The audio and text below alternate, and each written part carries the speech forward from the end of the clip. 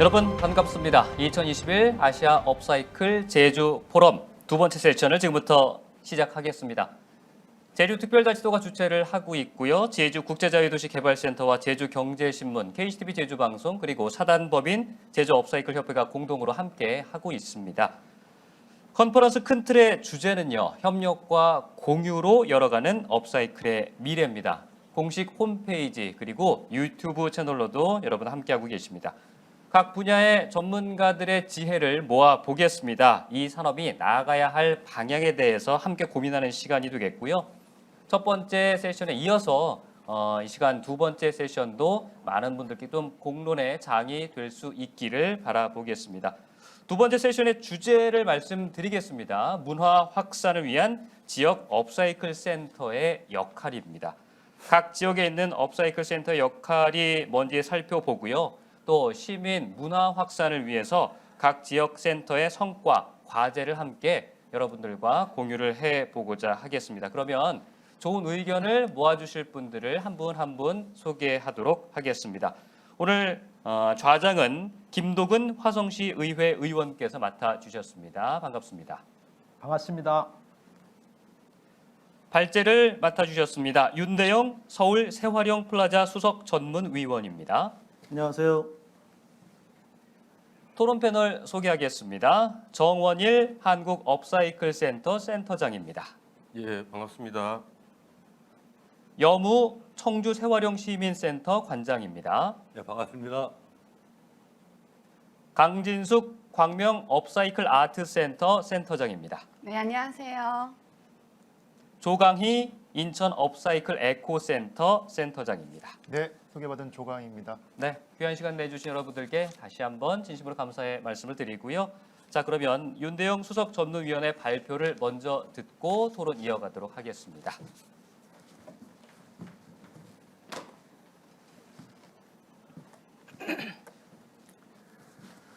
네, 안녕하세요.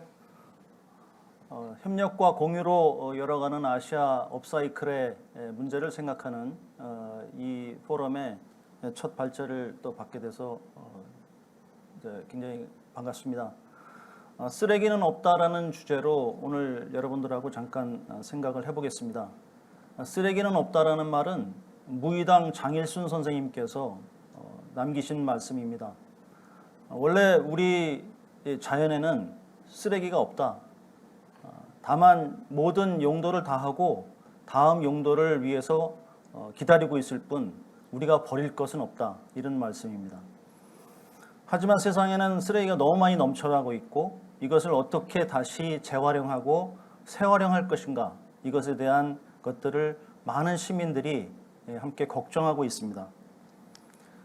오늘 우리가 지역에 많이 만들어지고 있는 센터들을 한번 생각해 보고요. 이 센터에서 무엇을 할 것인가 이런 것들을 생각하는 시간이 되겠습니다. 2016년부터 광명에서부터 시작해서 대구 그리고 인천, 순천 이런 데 많은 업사이클 센터가 생겨나기 시작했고요. 물론 그 이전에는 환경교육 에코센터라고 해서 환경교육에 관련된 센터들이 많이 있었습니다. 근데 2016년부터 이 환경교육을 업사이클 측면에서 한번 바라보자. 사람들에게 이 환경 문제가 쓰레기 문제를 다루는 그것만이 아니라 쓰레기를 어떻게 다시 재활용하고 재활용할 것인가에 대한 것들을 한번 다뤄보자 해서 이렇게 이런 문제를 다루게 되었다고 생각을 합니다. 그 다음에 2017년도에 경기도 또 그 다음에 그 이후에 청주, 전주 그리고 이런 많은 센터들이 지금 계속 만들어졌고요. 최근에는 지금 세종시, 제주도 그리고 부산시 이런 데도 지금 예산이 확정이 돼서 만들어지고 있습니다. 서울 새화령 플라자는 제가 그동안 5년 넘게 개관 때부터 지금까지 기획부터 시작해서 프로그램 시민들과 함께 하는 거버넌스까지 같이 해왔는데 서울의 성동구에 있고요. 많은 시민들이 찾아오고 있는데 중랑 물재생센터라는 큰 인프라 시설 안에 들어 있습니다. 서울에서 2017년에 세활용 플라자가 만들어진 이후에 시민들이 보다 더 가까운 곳에서 이 자원에 대한 자원 순환에 대한 것을 경험하고 그리고 함께 실천에 참여하고 싶다 이런 말씀들을 많이 하셔서 이제 서울에서는 각 구별로 이 리앤 업사이클 플라자라고 리사이클과 업사이클을 합쳐서 리앤 업사이클 플라자를 만들자 이런 움직임이 있어서 재작년에 예산이 마련되고 그리고 각 구청별로 시민들과 함께 지금 재활용 센터들을 건립하고 있습니다. 송파구가 제일 먼저 만들어졌고요. 강동구와 서대문구가 내년 말 혹은 그 다음 해 초에 완공이 될 예정입니다. 새로 건물들을 짓고 있기 때문에 많은 시민들이 큰 기대감을 가지고 있고요. 성북구 그리고 노원구는 지금 설계 중에 있습니다.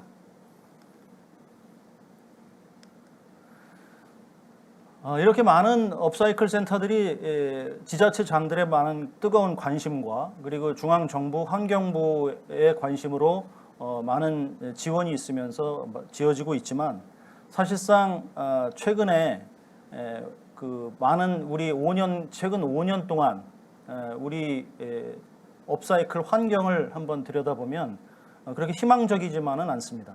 최근에 그 ESG라고 해서 환경과 사회와 그리고 기업 경영을 환경 중심에 놓고 이 세계의 기후 변화에 대응해 나가자라고 하는 움직임이 있습니다만은 그렇게 희망적이지 않다고 하는 이유는 최근 그 영국에 사무실을 두고 있는 베리스크 메이플 크로프트라고 하는 컨설팅 회사에서 지난 3주 전에 발표한 그 노동자 인권 보고에 대한 보고서가 나왔습니다.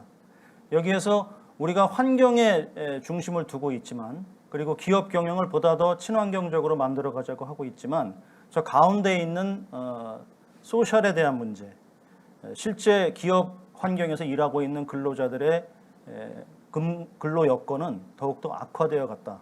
그것이 최근 5년 동안 아시아 지역의 큰 도시들을 조사해 본 결과 나온 결론입니다. 특히 코로나 이후에 이 문제는 더 심각해졌다. 코로나가 왜 이 사회를 더 갈등의 사회로 만들어가고 있는가? 그리고 이 쓰레기 문제와 환경 문제와 우리 업사이클과는 어떤 관련이 있는가? 이런 것들을 깊이 생각해 봐야 할 시대가 되었습니다. 실제로 우리가 더 이상 강조할 필요도 없이 너무나 많은 택배 물건들 이런 것들이 도착하고 있고요. 그리고 이것을 어떻게 버려야 될지 모를 정도로 심각한 상황에 지금 처해 있습니다. 홍콩에 근거를 두고 있는 오션 아시안이라고 하는 그 환경단체가 바닷가를 조사해 본 결과 작년 한 해에 16억 개의 마스크가 바다에 버려진 것으로 나옵니다. 대부분 해양동물들이 먹이로 인해서 먹고요. 그렇지 않고 남아있는 마스크들은 앞으로 오랜 세월이 지나면 잘게 부서져서 미세 플라스틱이 되어서 바닷가를 떠돌아다닐 겁니다. 이런 상황이 계속 되풀이되고 있고 개선되지 않고 있습니다. 전 세계의 의류 폐기물을 통계를 조사를 해보니까 2020년 작년에 총 6,200만 톤의 의류 폐기물이 나왔는데 이것이 10년 후에는 1억 200만 톤이 될 거라고 예측하고 있습니다. 2배로 늘어나는 겁니다.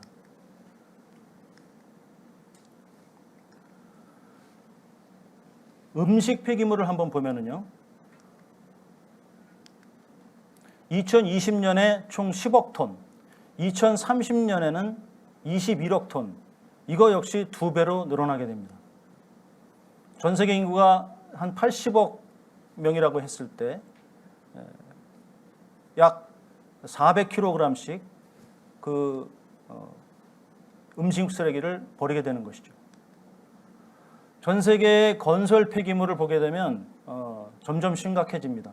2020년도에 13억 톤, 2030년에는 25억 톤으로 늘어난다는 예측을 하고 있습니다. 실제 건설 폐기물은 건설 부분만 통계를 내서 그렇지 건설과 관련된 생활 폐기물, 산업 폐기물이 다 합치게 되면 90% 이상은 건설에서 나오게 됩니다.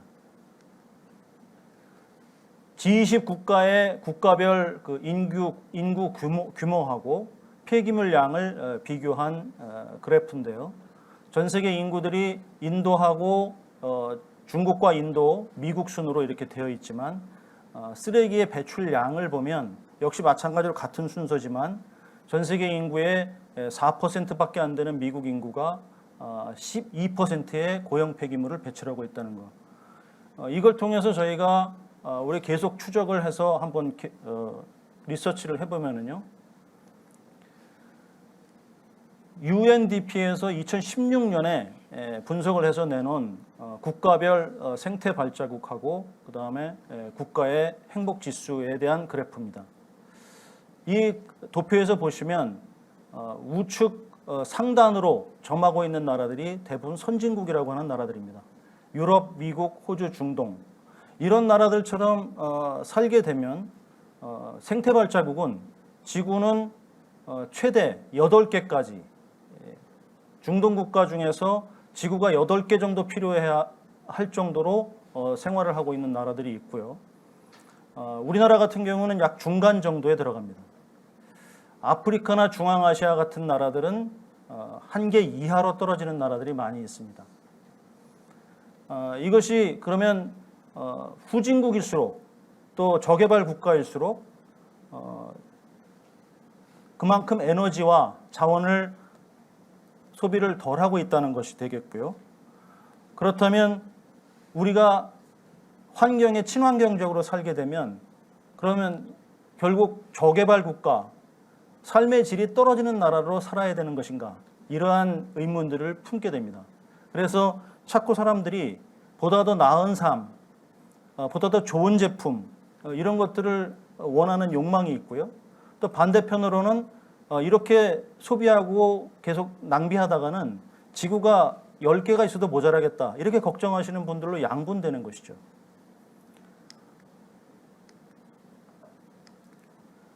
그래서 제가 3개의 도표를 한번 가져와 봤습니다.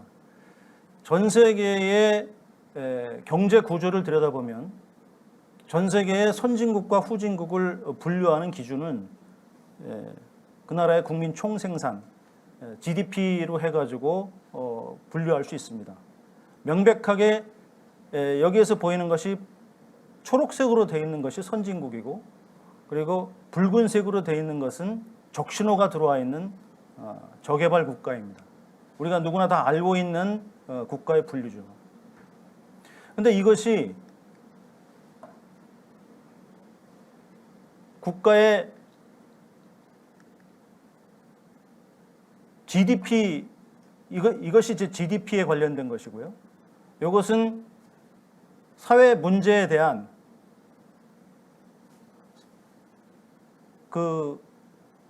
얼마나 많은 사회 문제가 발생하고 있는가. 본인들이 사회 문제에 대해서 만족하고 있는 것이 선진국들이 굉장히 만족하고 있고요. 질문을 이렇게 던지면 됩니다. 우리나라는 얼마나 살기 좋은 나라인가. 이렇게 질문을 던지면 선진국일수록 긍정적인 대답이 나오고 저개발 국가일수록 부정적인 답변이 나올 수밖에 없습니다. 이러한 두 가지 극단적인 경제적인 발전을 원하지만 한편으로는 또 삶의 질이 떨어지는 것을 우려하는 이런 극단적인 대립의 문제, 갈등의 문제를 어떻게 그러면 극복하고 행복한 삶을 살 수 있는 것인가. 마지막 도표는 우리가 이 국가의 생태 발자국을 얼마나 많이 남기고 있는가라는 것들을 보여주고 있습니다. 네. 이 세 번째 도표는 생태 발자국을 많이 남기고 있는 나라들입니다. 에너지를 많이 쓸수록 적신호로 나와 있고요. 그 다음에 에너지를 적게 쓸수록 초록색으로 나와 있습니다. 그러면 에너지를 적게 쓰는 나라로 살아간다고 하는 것은 그만큼 많은 불만을 가질 수밖에 없는 것이고 저개발 국가가 될 수밖에 없다는 것이죠. 최종적으로 이를 보충할 수 있는 종합적인 도표를 생각을 해봤는데 세계 행복 지수를 분석하는 도표입니다. 현재 아무리 선진국이라고 하더라도 또 아무리 저개발 국가라고 하더라도 이 삶에 대한 만족도는 떨어질 수밖에 없습니다. 지금 계속 GDP로 살펴본 나라들이 초록색이었지만 붉은색으로 나타나고요. 저개발 국가들이 역시 에너지는 적게 써서 초록색이었지만 에너지 부분에서는 초록색이지만 삶의 만족도에 있어서는 붉은색으로 적신호가 나타납니다. 이 문제를 우리가 동시에 해결해야 되는 과제가 우리 자원 순환 경제와 업사이클에 있는 것입니다. 우리나라의 2019년도에 폐기물 발생량이 총 하루에 50만 톤이 나오고 있는데 이것이 2020년, 21년도에도 결코 줄지 않았고요. 코로나 이후에 더욱더 늘어나고 있는 추세입니다. 우리가 1970년부터 1994년까지 서울의 경우에는 난지도에 무차별로 쓰레기를 투기를 하다가 경인 매립장으로 옮아가서 95년도부터는 거기가 아름다운 공원으로 되었지만 그리고 우리가 자원 재활용률을 85%가 넘는다고 지금 이야기를 하고 있지만 실제로 보게 되면 그렇지 않다는 것을 알게 됩니다. 2025년도에 수도권 매립지 시한 종료 이야기가 나오고 있고요. 경기도와 인천시와 서울시는 이 문제를 해결하지 못하는 뜨거운 감자로 안고 있습니다.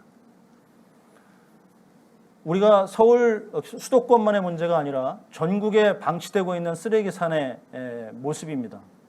작년 말 기준으로 400여 개가 넘는 총 180만 톤이 넘는 쓰레기가 전국에 산재해 있고요. 공장들이 있는 지대일수록 또 지방일수록 점점 더 심각해지고 있습니다. 그 한 예로 경북 의성군에 쓰레기산이 21만 톤이 쌓여 있었는데 이 쓰레기산을 처리하는데 아무도 해결을 하지 못하고 있다가 시멘트 회사에서 원료를 재처리하는 기술이 들어가서 가까스로 저 문제를 해결을 하고 말았습니다만은 앞으로도 저런 문제가 각 지역마다 계속 터질 수 있기 때문에 지역의 주민들은 이 쓰레기 문제에 대해서 공포감을 가질 수밖에 없는 것이죠.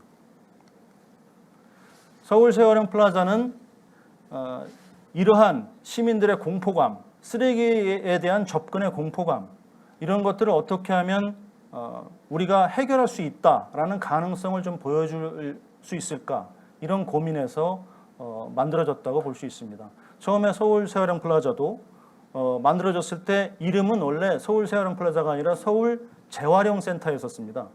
그런데 시민들이 재활용 센터, 우리 지역에 재활용 센터가 들어오는 것은 반대한다 이런 부분들이 많아서 이것을 이름을 저희들이 재활용으로 바꾸고 재활용에서 그치는 것이 아니라 재활용까지 나아간다 이런 것을 말씀드리고 설득을 해낸 것이죠.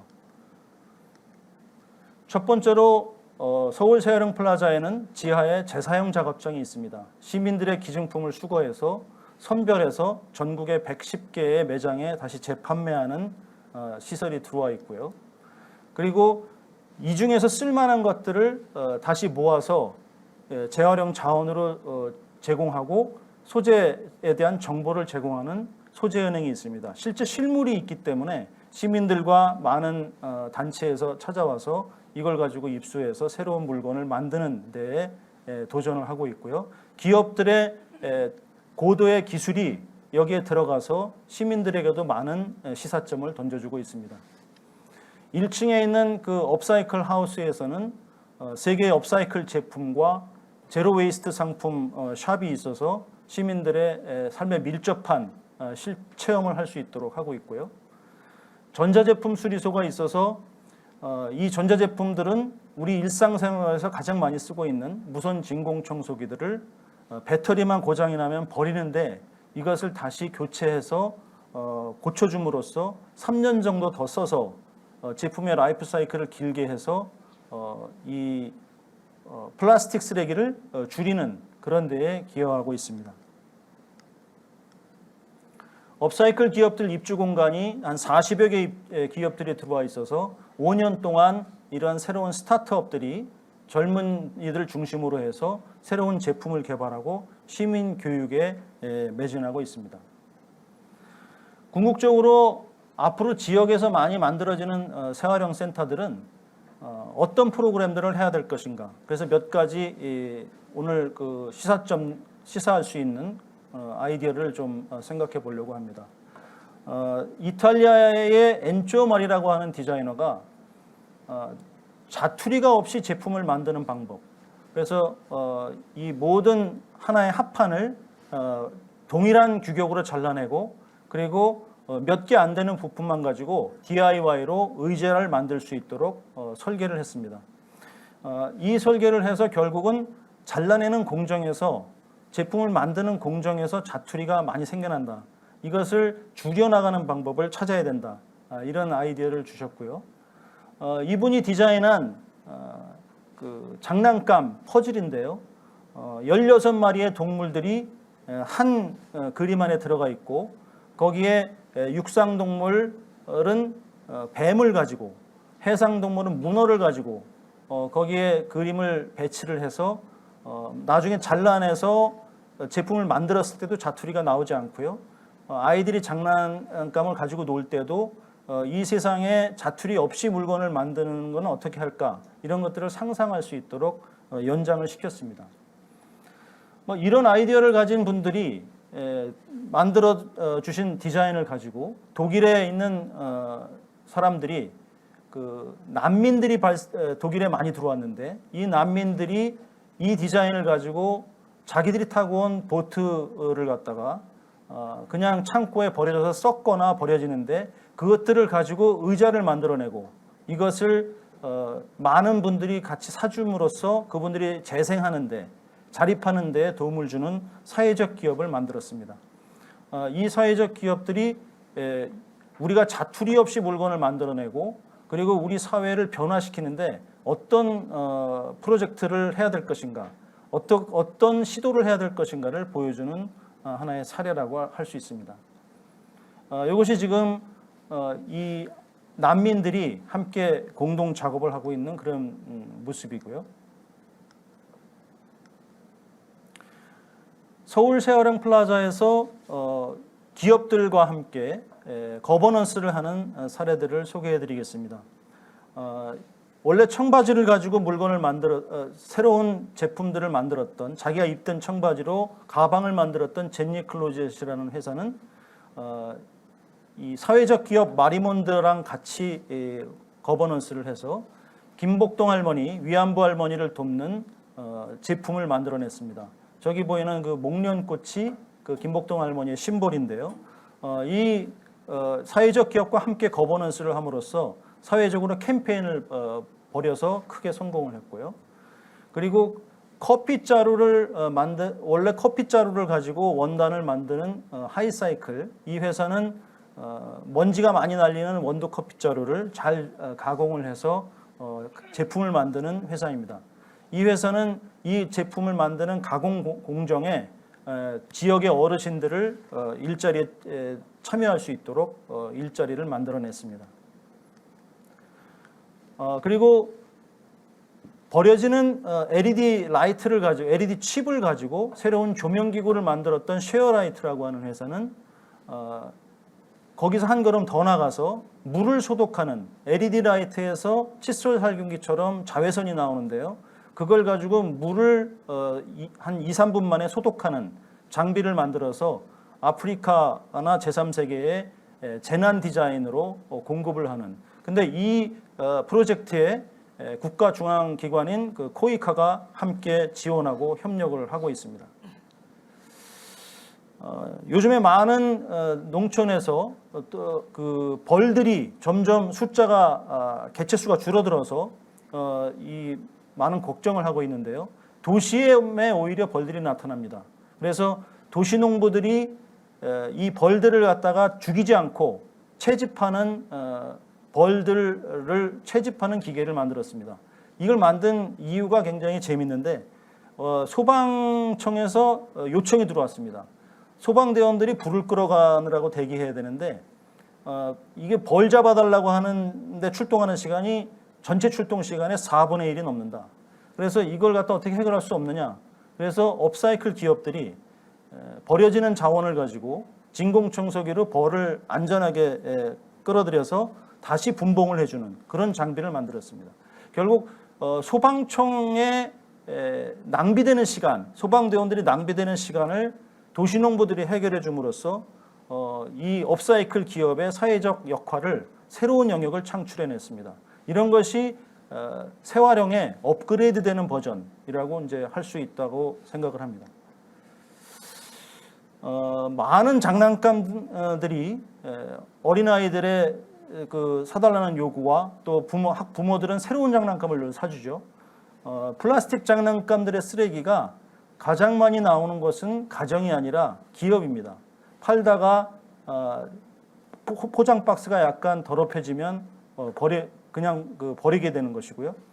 이러한 그 플라스틱 장난감이 나오는 것을 전부 기증을 받아서 다시 그것을 분해를 하고 쓸 수 있는 것들을 되살려내는 사단법인이 있습니다. 이러한 어떤 사례들이 기업들이 지역에 있는 여러 기업과 정부 기관들과 함께 공동으로 문제를 해결해 나가고 하는 사례라고 할 수 있습니다. 또 아까 잠깐 말씀드렸던 진공청소기를 다시 수리하는 수리소가 세령플라자의 1층에 있는데요. 지역에 있는 고등학교와 함께해서 거기에 있는 인턴 학생들을 취직을 시켜서 이 학교와 함께 조인해서 이 일들을 해나갑니다. 이 회사는 버려지는 우산 1000을 가지고 그 새로운 지갑이라든가 가방을 만드는 회사인데요. 구청에서 공무원들이 시민들과 함께 버려지는 우산을 1000을 모아주면 그걸 가지고 제품을 만들어내는 이 사이클을 만들어냈습니다. 구청과 기업에 협력하는 상황이라고 볼 수 있고요. 그리고 이 기업은 플레이30이라는 기업은 환경 교육 키트를 만드는데 이 키트를 이 일본의 그 치매 치료약을 보급하는 일본의 기업이 이 환경 키트를 지원하고 있습니다. 이러한 사례들을 통해서 볼 때 저희가 이제 코로나 이후 시대에 지금 여러 가지 전기를 갖다 보급한다고 해서 농촌의 그 농토가 줄어들고 있는 상황인데요. 최근에 제가 생각하고 있는 것은 이러한 기후 위기와 먹거리 위기와 지역 위기가 한꺼번에 몰아닥치고 있는 이 세상에 업사이클을 가지고 저희가 시도를 하면서 지역 사회를 바꿔나가는 노력을 해야 된다고 생각합니다.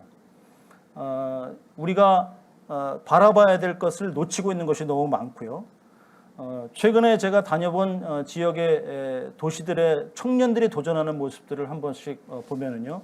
목포에 있는 괜찮아 마을, 서천에 있는 삼기술학교, 문경에 있는 달빛 탐사대 이런 청년들이 도전해서 지역을 바꿔나가면서 그 지역에서 에너지를 적게 쓰고 환경에 기여하는 도전을 하는 청년들이 많이 있습니다. 이런 것들을 바라보면서 우리 지역에 있는 센터들이 그 건물 안에서만 안주할 것이 아니라 지역에 있는 모든 자원들과 함께 거버넌스를 통해서 새로운 사회적 역할을 해나갈 수 있는 시도를 하면 좋겠다 이런 생각을 하게 됩니다. 네, 이상으로 오늘의 그 발제를 마치도록 하겠습니다. 감사합니다.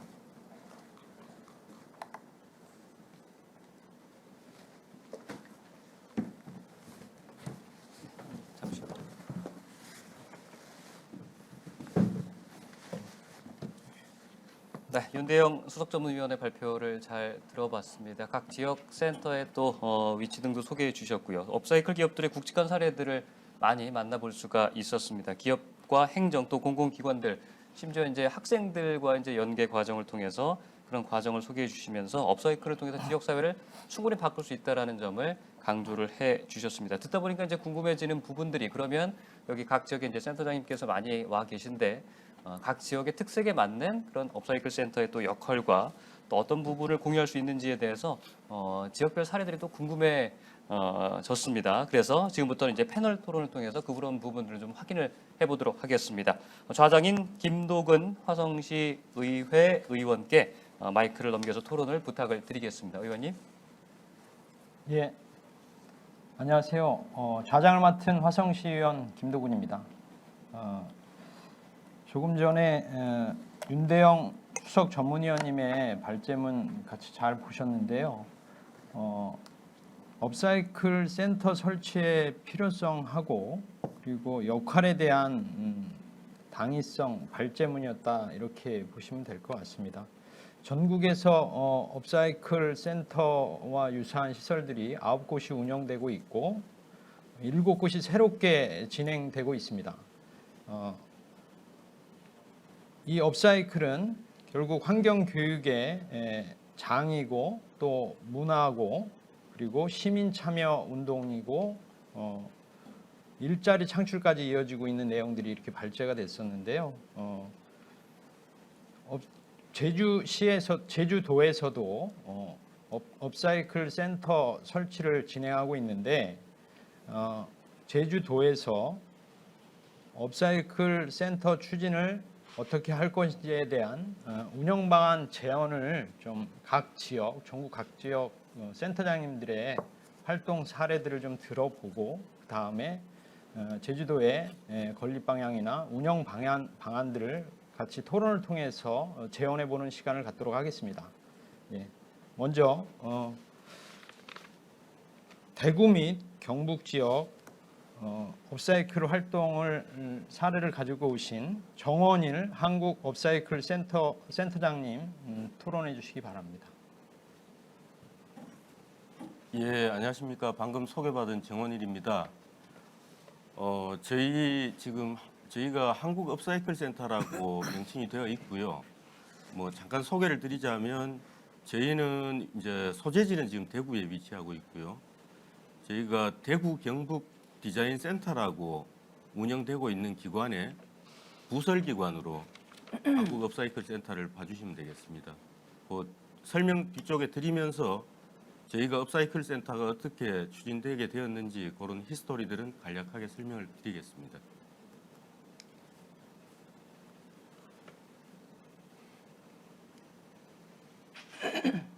저희가 좀 전에 설명드린 것처럼 그 대구 경북 디자인 센터를 통해서 당시에 뭐 기업 지원도 하고 또 지역의 기업들 또 산업을 육성하기 위한 이제 진흥 정책도 펼치던 중에 저희가 소재지가 대구다 보니까 그 섬유 기업들이 많이 있고 거기에서 나오는 어떤 잉여 원단이라든지 불량 원단들 이런 것들이 아깝게 버려지고 이제 환경적인 부담이 되는 걸 저희가 그 당시에 좀 착안을 해서 저희가 어차피 소재를 리사이클하는 차원보다는 디자인이라는 어떤 도구를 가지고 좀 업사이클 개념으로 그 소품들이나 어떤 패션 관련된 그런 제품들을 한번 기획을 해보자.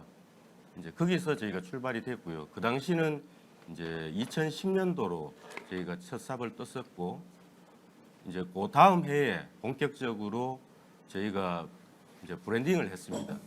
그래서 어떤 나눔이라는 키워드를 가지고 그걸 좀 실천적인 의미로 더 나누기라는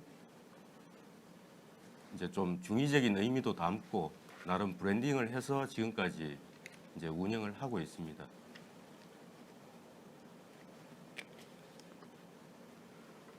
그 당시에 좀 전에 말씀드린 것처럼 더 나누기라는 저희가 브랜딩을 하면서 이제 처음에는 하단에 그 심볼을 보시면은 이제 저희 4층 연산 기호를 좀 활용을 해서 이제 정관사들을 붙여서 더 나누기로 심볼을 사용하다가 이제 13년쯤에 다시 어떤 환경적인 의미를 조금 더 부과를 해서 이제 브랜드 아이덴티티를 조금 수정을 한 적이 있습니다. 그리고 현재는 이제 다들 혼용을 하고 있지만 현재는 이제 구경문으로 더 나누기라는 이제 심볼을 가지고 저희가 활용을 하고 있습니다.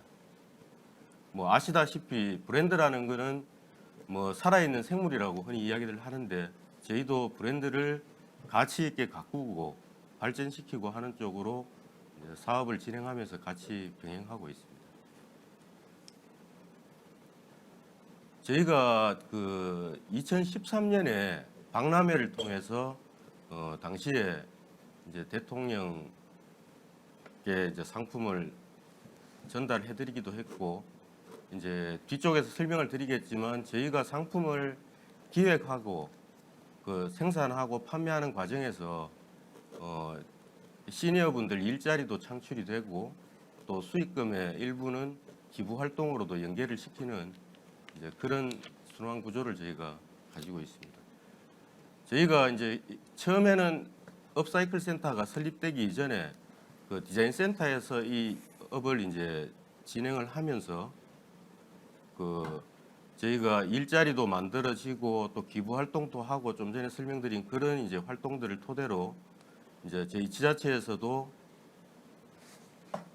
사업비를 좀 지원을 해주셔가지고 저희가 그 사업을 어찌 보면은 그 일자리 창출 사업이라고 저희가 그 당시에는 명명을 해서 운영을 했는데 그 사업을 통해서 이제 일자리 경진대회 나가서 최우수상도 받고 여러 가지 이제 의미들을 조금 보태면서 이제 실질적으로 저희가 2016년에 한국 업사이클 센터를 설립하게 된 어떤 토대가 되었다고 말씀드릴 수 있겠습니다. 그리고 저희가 지금 기획하고 개발해서 만들어진 상품들은 뭐 다양한 국제 디자인 공모전에서도 뭐 수상하고 있고 이제 그런 것들로 실질적으로 소비자들한테도 어필을 하는 여러 가지 전략들을 펼치고 있습니다.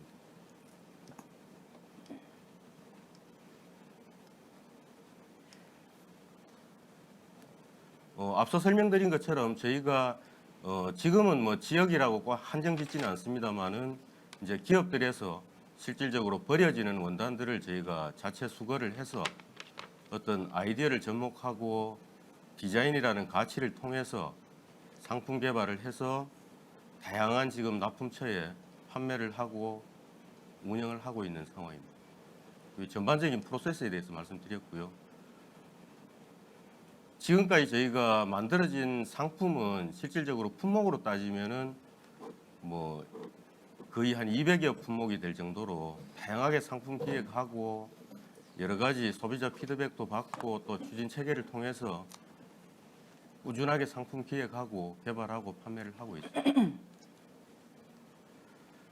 앞서 잠깐 언급드렸듯이 저희가 이제 이러한 활동들을 토대로 이제 환경부와 지자체 지원을 받아서 2016년 6월에 이제 한국 업사이클 센터를 개관하게 되었고요. 저희 센터는 기존에 이제 대구 지방 가정법원으로 사용되던 자리를 이제 후적지를 저희가 리뉴얼하고 리모델링을 해서 또 공간이 일부 좀 더 필요해서 저희가 이제 증축까지 겸해서 현재의 업사이클 센터가 건립이 되었습니다. 저희 전반적인 그 공간 기획이 어떻게 되어 있는지를 설명드리자면 아까 이미지에서 보셨다시피 저희 앞마당은 주로 플리마켓이라든지 공연이라든지 시민들이 얼마든지 활용하실 수 있는 공간으로 저희가 기획이 되어 있고요. 이제 1층, 2층, 3층으로 구성이 되어 있는데 1층은 이제 감성 공간이라고 해서 실질적으로 아까도 발제자께서도 여러 사례들 보여주셨지만 국내외 업사이클 상품들이나 전반적인 내용들을 저희가 보실 수 있는 전시관 그리고 이제 나머지 편의 시설들로 구비가 되어 있고요. 2층은 실험 공간이라고 해서 실질적으로 만들어 보고 또 여러 가지 장비들을 가지고 어떤 상품화하는 그런 여러 가지 편의 시설들을 제공하고 뭐 입주 기업들뿐만 아니라 다양한 역내 기업들이 활용하실 수 있는 그런 만들어보는 공간으로 저희가 기획을 했습니다. 그리고 3층은 기업들이 입주되어 있고 기업들이 비즈니스를 창출할 수 있는 그런 이제 공용 공간으로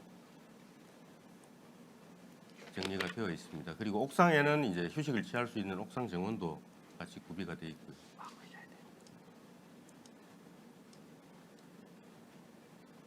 앞서 설명드린 내용들을 이미지 위주로 간단하게 정리했습니다. 아까 말씀드린 이제 소통을 위한 앞마당,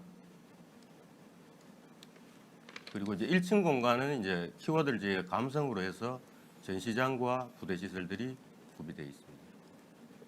그리고 2층은 말씀드린 것처럼 어떤 나만의 도전 공간, 실험적으로 뭔가를 만들어보고 실질적으로 상품화할 수 있는 그런 메이커스 스페이스가 되어 있습니다.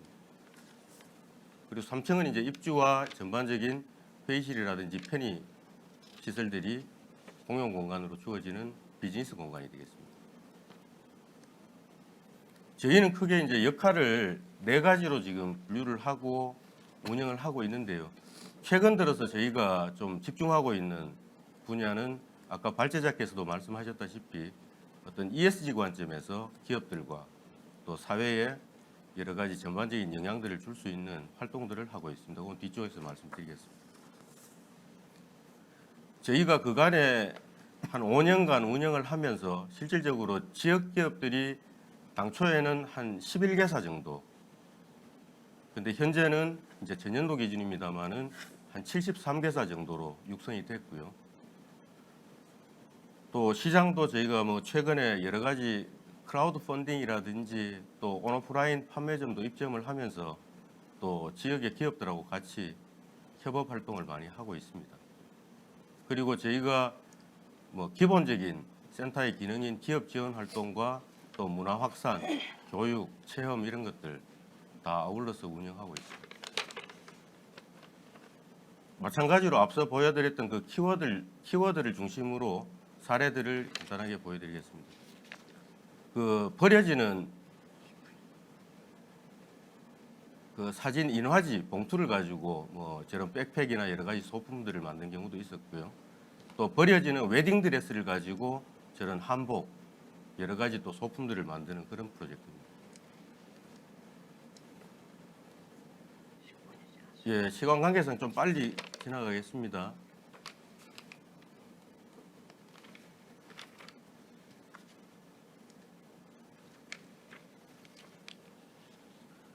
좀 전에 이제 말씀드렸듯이 저희가 최근에 좀 집중하고 있는 ESG 쪽의 프로젝트를 몇 가지 설명을 드리면, 저희가 지역의 단연간 어떤 리사이클 업종에서 종사하고 있는 기업들하고 최근 몇 년 동안 좀 긴밀하게 협업을 해서 여러 가지 상품화를 좀 하고 있는 단계인데, 최근에 저희가 포스코 그룹하고도 계열사들하고도 협업을 하면서 실제 사업장에서 사용하고 있는 여러 가지 애로사항들을 저희가 100% 리사이클 폴리에스터를 가지고 실제 공정에 적용할 수 있는 여러 가지 제품들을 지금 생산해서 납품을 하고 있고요. 또 추가로 개선 제안 사항들을 받아서 지금 현재 진행 중에 있습니다. 그리고 포스코 O&M과는 저희가 뭐 문화활동 관련해서 또 협업도 하고 있고요. 좀 전에 말씀드린 것처럼 여러 가지 이제 그런 100% 국내 리사이클 섬유를 가지고 실질적으로 의료 현장에서 쓰이는 저런 의류들도 저희가 지금 현재 진행을 하고 있고, 뭐 여러 가지로 다양한 시도들을 통해서 지금 납품 직전에 와 있습니다.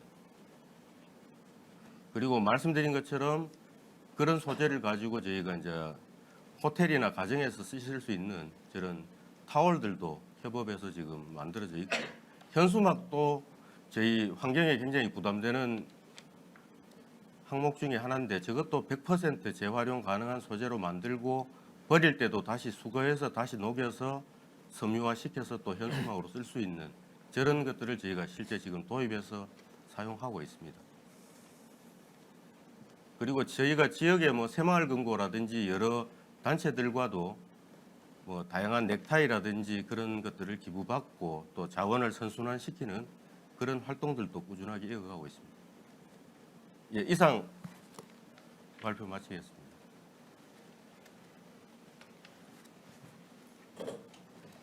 예, 그 정원일 센터장님 토론문 감사합니다. 그 요를 간단하게 좀 말씀드리면 업사이클 디자인을 통해서 브랜드를 창출하고 더 나누기라는 브랜드를 창조해서 그래서 그 성과를 가지고 업사이클 센터를 만들고 업사이클 센터를 만들 적에도 구 관공서 건물을 리뉴얼해서 만들고 그 안에서 초창기에는 11개 기업으로 출발을 했지만 21년이 지나서 73개사까지 일자리 창출로 이어지고 그 전체의 모토는 ESG 개념을 또 담고 있다. 이런 표현까지 해주셨고요. 공간의 구성까지 설명을 좀 해주셨습니다.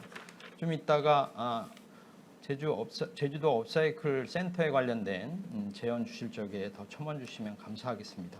예, 이어서 청주 및 충북 지역 업사이클 활동 관련해서 염우 청주 재활용 시민센터 관장님의 토론문을 듣도록 하겠습니다. 네, 반갑습니다. 청주에서 온 염우입니다. 앞서 서울 지역하고 대구 지역 사례 잘 들었고요. 그런데 이제 제주도 업사이클 센터가 만들어지고 있는데 아마도 규모나 기능 면에서는 우리 청주의 사례와 유사한 부분이 많지 않을까 이런 생각을 좀 하고 있습니다. 저희 청주 재활용 시민센터는 2019년 11월에 개관했으니까 이제 현재 2년 3개월 정도 지난 얼마 되지 않는 센터가 되겠고요. 저희가 개관하면서 슬로건을 더 새롭게 다 이롭게 이렇게 했는데 모든 것을 더 새롭게 만든다면 누구나 다 이로운 세상을 만들 수 있지 않을까 이렇게 슬로건을 잡아봤었고요. 예, 잘 안 넘어가네요, 그죠? 예, 저희 센터 외관 내부 모습이 되겠습니다.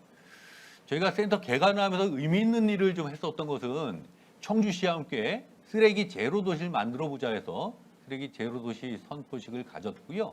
그런데 이제 아쉽게도 그 이듬해부터 곧바로 코로나19가 사태가 닥치면서 큰 실효를 거두지 못했지만 어쨌든 방향성은 잡고 가고 있다.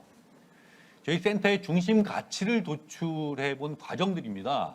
이 자원 문제와 그 사회, 경제, 환경 영역의 지속 가능성을 매칭해서 저희가 찾아낸 가치들은 재생의 새로움, 또 공유의 이로움, 참여의 다채로움, 협력의 조화로움, 그리고 순환의 이어짐 이렇게 5가지를 우리 센터의 중심 가치로 설정을 했고요.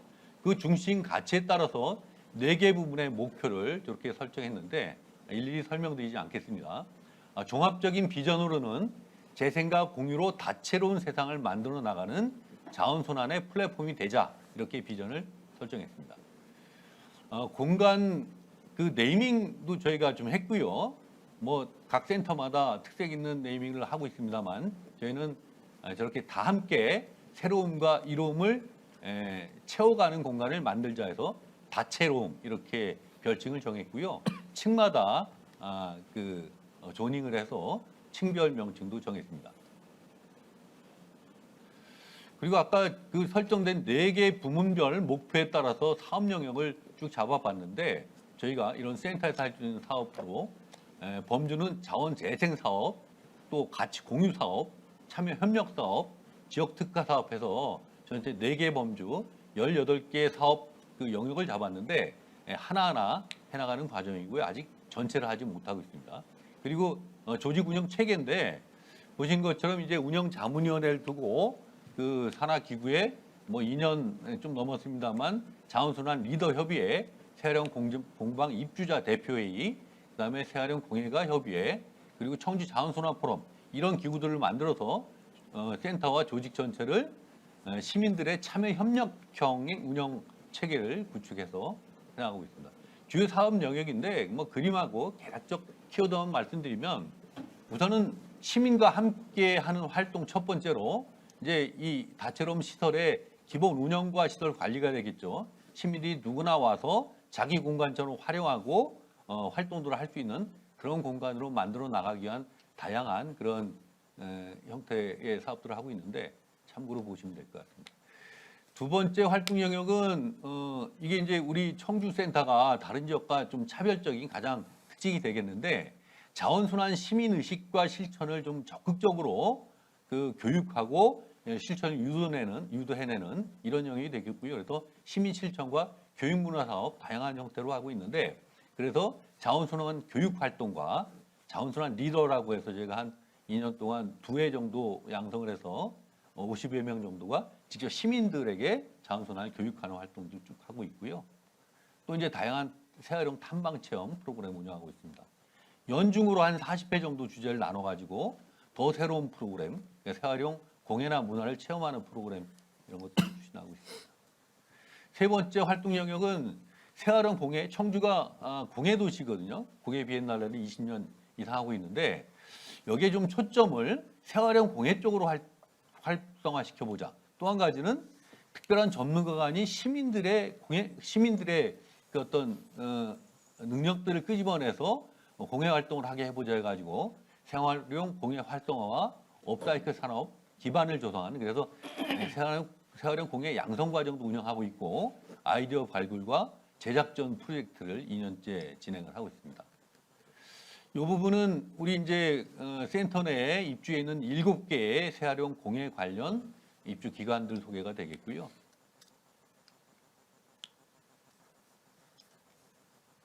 예, 다양한 활동 장면입니다. 결국 초록 빛을 세상의 빛을 만들어가는 그런 작업들이 아닌가. 네 번째로는 자원순환 정책 발굴과 지속 가능한 발전을 위한 협력 활동 이렇게 해서 청주시 자원순환 집행계획이 제대로 수립될 수 있도록 하는 다양한 정책 활동들 또 자원순환 포럼 이런 활동도 운영하고 있고요. 가장 특징적으로는 쓰레기 대란을 위기를 맞아서 시민들이 극복을 해보자라는 측면에서 시민들과 함께 시민 실천 선도 사업들을 활발하게 펼치고 있고요. 요건 이제 시즌 1, 2, 3 이렇게 해서 처음에는 시민들과 함께하는 100일간의 실험, 쓰레기 줄이기 100일간의 실험들을 펼쳤고 그 다음에는 이제 이렇게 양성 확보된 시민들과 함께 쓰레기 줄이기 100일간의 실천해서 보다 이제 시민 활동가적인 역량을 양성하는 과정들을 쭉 펼쳤고요. 이것들은 그때 했었던 자가 진단표라든지 생활 실험의 기록표, 청주형 쓰레기 줄이기 실천 매뉴얼도 개발했었고요. 뭐 다양한 활동들을 펼쳐왔습니다. 그림만 쭉 보겠습니다. 직접 쓰레기를 체크하는 것들, 다양한 이벤트, 또 다양한 실천 장면들 이런 과정을 통해서 또 캠페인들, 특히 이제 시민들이 아까 우산천 사례 나왔는데 우산천을 가지고 다양한 걸 직접 만들어보고 활용하는 뭐 앞치마도 만들고 이런 실천 활동들을 늘려가고 있고요. 그래서 시민들이 노력하면 정말 쓰레기를 20여% 들여낼 수 있고 자원순환 사회로 전환할 수 있다라는 가능성을 확인했고요. 평가 내용 생략하겠습니다.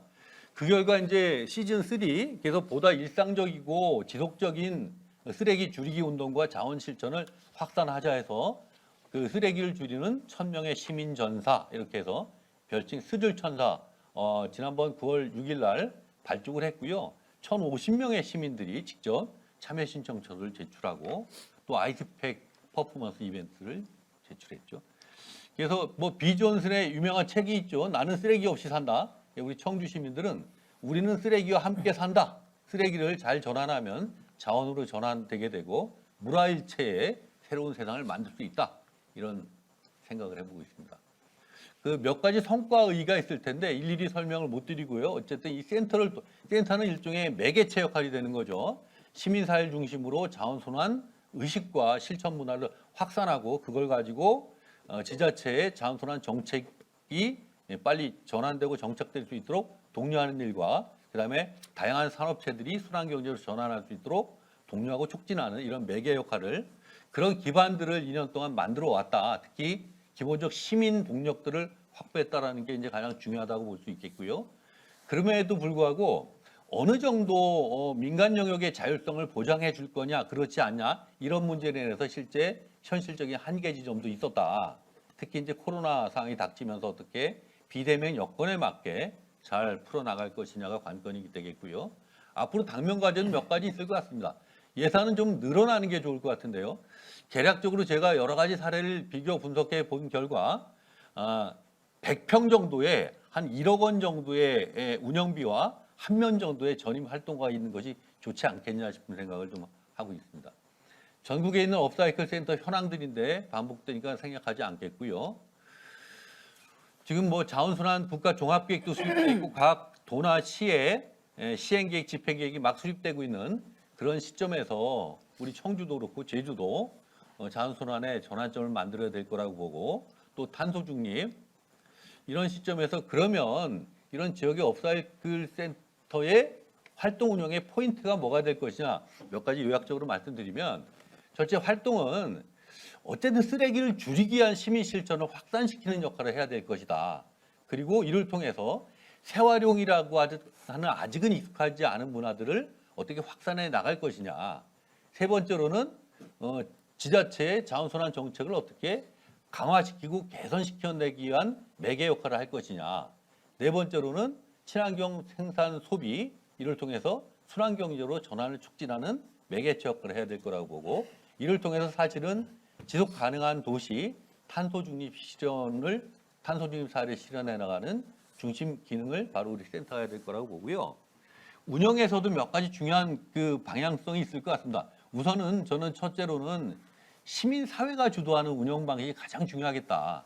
행정에서는 재정적 지원과 행정적 지원을 해주고요.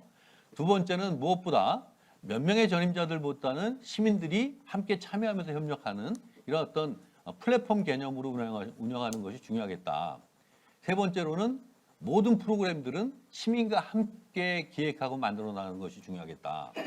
네 번째로는 순환의 고리, 이 순환 관련된 네트워크들이 끊임없이 묶어나가는 그런 매개 역할을 우리 센터가 했으면 좋겠다. 다섯 번째는 물건의 재활용을 넘어서서 공간의 재생 그리고 생활의 혁신까지 전체적으로 끌어내는 센터. 그리고 끝으로 지역적, 전국적, 지구적 연대와 협력을 함께 만들고 참여하는 센터가 됐으면 좋겠다. 예, 이렇게 하면 우리 청주 사례 겸해서 제주에 관한 기대 또 저희가 제안할 사항을 말씀드렸습니다. 이상입니다. 예, 연무 관장님 토론문 감사합니다. 청주가 좀 다르네요. 중심 가치가 재생과 공유로 다채로운 세상을 만들어가는 자원순환의 플랫폼의 장을 만들겠다라는 시절에서 청주시가 쓰레기 제로 도시 선언을 선포한 것도 쓰레기 제로 도시를 선포한 것도 굉장히 의미 있는 일인 것 같고요. 무엇보다도 시민들이 함께 참여해서 만들어가는 프로그램 중심의 운영 방안 이런 것들이 필요하겠다라는 말씀을 주신 것 같습니다. 예. 계속 이어서 광명 및 경기 지역 업사이클 활동 관련해서 강진숙 광명 업사이클 아트센터 센터장님의 토론문을 듣도록 하겠습니다. 네, 안녕하세요. 광명 업사이클 아트센터 센터장 강진수입니다. 이렇게 아시아 업사이클 제주 포럼에서 광명 업사이클 아트센터를 소개하게 돼서 굉장히 영광으로 생각하고요. 많은 사례 중에서 사실 광명 업사이클 아트센터는 이름에서도 알 수 있듯이 아트가 붙어 있어요. 그만큼 이제 문화예술에 이제 초점을 맞춰서 업사이클의 문화를 시민과 함께 공유하는 그런 이제 아트센터로서의 정체성이 있다고 미리 말씀드릴 수 있습니다. 광명 업사이클 아트센터는 그 광명시 안에 있는 광명 동굴 근처에 위치하고 있는데요. 광명이란 도시 자체가 사실 서울과 굉장히 인접해 있는 도시고, 그다음에 KTX 광명역을 끼고 있어요. 그래서 물류라던가 아니면 교통이라던가 그다음에 그 안에 살고 있는 이제 주민들의 특성도 서울에서 이렇게 출퇴근하는 그런 주민들의 특성이 있어서 어찌 보면 서울의 어떤 배후 그 효과를 얻을 수 있지만 또 광명만이 갖고 있는 굉장히 특이한 그런 이제 문화적인 정체성도 있는 그런 공간이라고 할 수 있습니다. 그런 배경을 갖고 있지만 문화예술적인 인프라가 약간 부족한 면도 없지 않아 있죠. 그래서 광명시에서 광명 업사이클 아트센터를 처음 만들 때는 아까 이제 발제자 선생님께서도 말씀하셨지만 국내 최초로 사실 업사이클이라는 간판을 걸고 그런 어떤 센터를 만든 게 사례라고 할 수 있고요. 2015년부터 이제 업사이클 아트센터라는 이름으로 이제 문을 열게 됐습니다.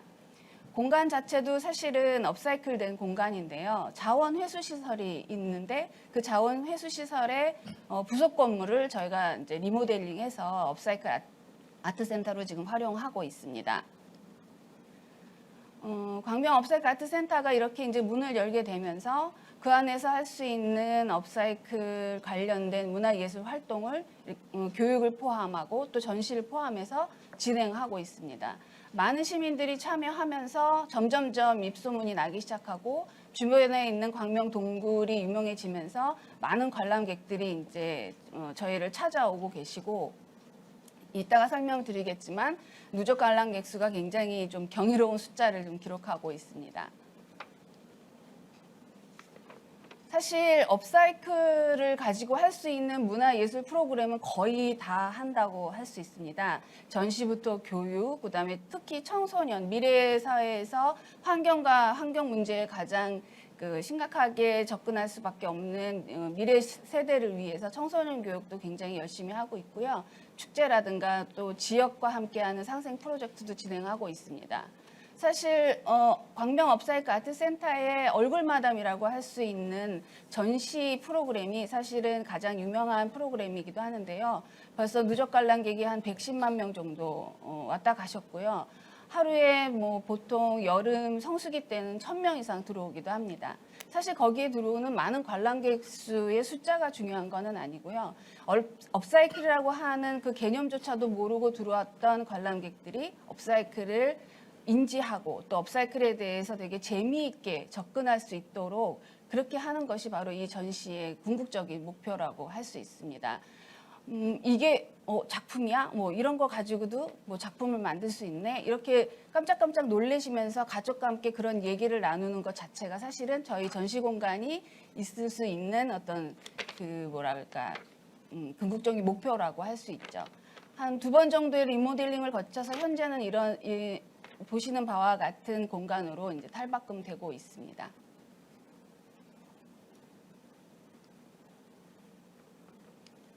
그리고 저희가 또 신경을 쓰는 프로그램이 바로 이제 다양한 센터에서도 하고 있지만 생활문화 공간으로서 생활 밀착형 시민 교육을 하고 있습니다. 정규 수업도 있고 그다음에 단체들이 와서 직접 만들어 볼 수 있는 그런 교육 프로그램도 마련하고 있습니다.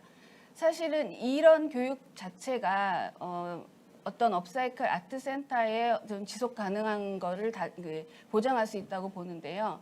이렇게 다져진 저희 업사이클 아트센터의 팬층이 시민이고 또 시민들이 또 직접 만들어가는 공간으로서의 어떤 그 바닥이 될 수 있다고 저는 생각을 해서 교육 프로그램에 대한 개발과 또 교육 프로그램에 대한 참여를 많이 독려하고 있습니다. 그리고 청소년에 관련된 그런 프로그램도 굉장히 신경을 쓰는 프로그램인데요. 아무래도 청소년들은 뭐 환경 교육이라든지 그다음에 또 이런 앞으로 청소년들이 맞이해야 할 미래 사회에 준비를 하기 위한 그런 취지에서 사실은 요즘 환경 교육 같은 것이 약간 좀 무서운 어떤 협박성 교육들이 좀 많거든요. 동물들이 이렇게 목에 어떤 비닐을 이렇게 걸고 있다든가 그런 사진을 보여주면서 하는 교육보다는 저희는 오히려 본인들이 관심 있는 진로와 함께 연계해서 건축학교라든가 그다음에 패션 디자인 교실이라든가 그다음에 재미있게 놀 수 있는 공연 프로그램을 집중적으로 지금 마련하고 있습니다. 그래서 아이들이 굉장히 재미있어 하고요. 그다음에 요즘 이제 진로에 관련돼서 굉장히 관심 있는 중학교 학생들이 직접 와서 자기가 하고 싶은 일과 연계해서 만들어가는 그런 프로그램을 집중적으로 개발하고 있습니다. 패션 교실 같은 경우에는 이제 여학생들이 굉장히 관심을 갖고 열심히 했던 그런 수업입니다.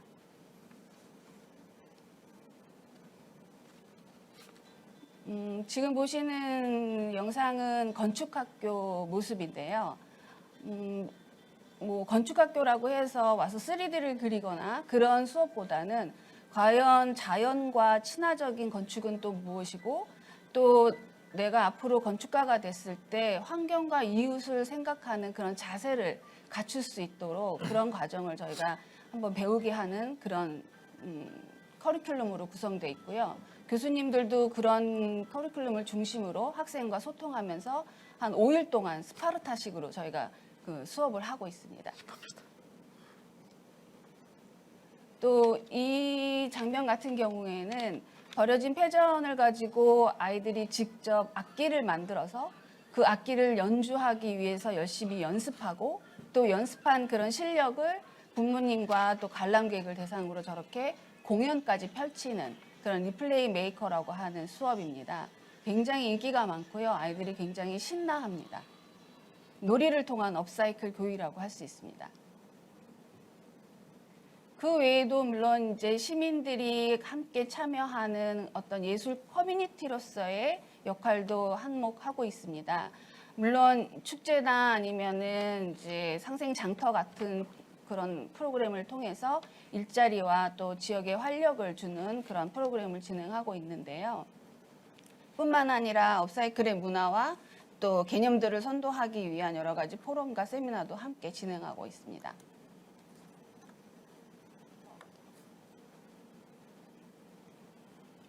저희 광명 업사이클 아트센터 인근에는 이케아라고 하는 큰 다국적 기업이 있습니다. 그 기업에서 저희 업사이클 아트센터와 함께하는 상생 프로그램을 벌써 4년째 하고 있는데요. 뭐 반품된 가구라든가 뭐 디스플레이를 오래 해서 팔지 못하는 가구들을 저희한테 기부하고 또 이 가구들을 저희가 업사이클링해서 지역에 있는 아동센터에 저희가 직접 기부를 하고 있습니다. 이 사업에 참여하는 그런 작가들뿐만 아니라 또 이케아에 있는 그 디자이너도 직접 참여를 하고 있고요. 올해는 시민들도 같이 이 가구를 새롭게 재탄생시키는데 참여하고 있습니다.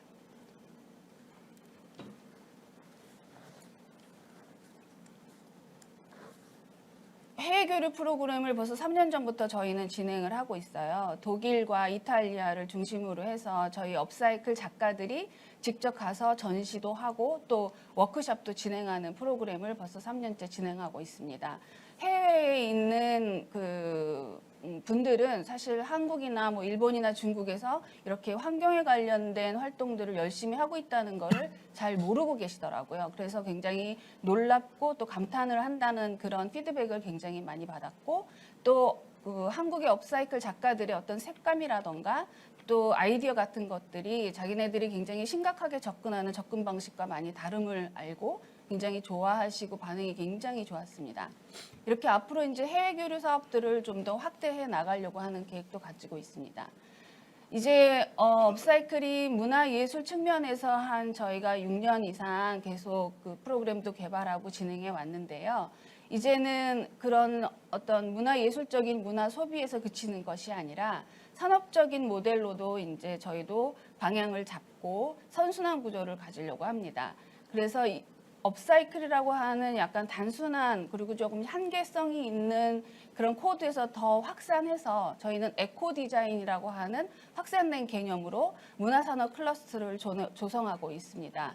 2023년도를 지금 목표로 지상 4층, 지하 2층 규모의 이제 클러스터를 조성 중이고요. 이런 문화산업 클러스터가 아마 조성이 되면 아무래도 명실상부한 업사이클 문화예술과 또 산업이 결합되어 있는 아주 새로운 모델이 탄생하지 않을까 기대하고 있습니다. 이렇게 광명 업사이클 아트센터는 문화예술적인 측면으로 접근해서 시작을 했지만 이제는 산업적인 측면까지 이제 진행을 하려고 하고요. 이미 에코디자인이라고 하는 주제를 가지고 창업센터를 열고 있고 이미 40개 정도의 기업과 함께 성장하고 있습니다. 이상 토론을 마치겠습니다. 감사합니다. 예, 감사합니다. 광명 업사이클 아트센터의 사례가 좀 특이한 게 좀 다른 센터와 좀 다른 게 자원 회수 시설을 리모델링해서 문화예술 프로그램을 접목한 업사이클 센터를 좀 특화시키고 그리고 시민들과 함께 참여해서 이것이 프로그램으로도 연결되고 향후에는 문화 창조 허브까지 만들겠다라고 하는 그러한 틀 안에서 문화산업 클러스터까지 이렇게 바라보는 그러한 방향성이 있었습니다. 예, 강진숙 센터장님 고생하셨습니다. 이어서 오랜 시간 기다렸는데요. 우리 인천 업사이클 에코센터의 조강희 센터장님을 모시고 인천 지역 업사이클 활동 관련한 사례를 들어보도록 하겠습니다. 네, 반갑습니다. 방금 소개받은 조강이라고 합니다. 앞서서 대구의 사례 그리고 또 청주 그리고 광명의 여러 업사이클 센터에 대한 사례를 저도 들어봤습니다. 저도 이렇게 보면은 각 지역마다 그 센터의 좀 차별성이 좀 분명히 좀 드러나고 있는 것 같다. 저도 이렇게 생각됩니다. 어떤 디자인이라든가 패션이라든가 또 이런 측면에 좀 더 중심적 역할을 또 어떤 활동을 하는 센터가 있는가 하면 상대적으로 저희 인천 업사이클 에코센터 같은 경우는 환경 교육 그리고 시민 참여 체험 프로그램 이런 쪽에 좀 더 포커스를 맞춰서 저희 활동을 하고 있다는 것을 먼저 말씀드리도록 하겠습니다. 그래서 일단 저희들은 그런 교육과 어떤 이런 여러 가지 자원순환에 대한 체험을 통해서 궁극적으로는 우리 인간의 행동의 변화를 이끌어내는 것이 저희 업사이클 인천 업사이클 에코센터의 주 목적이라고 보시면 될 것 같습니다.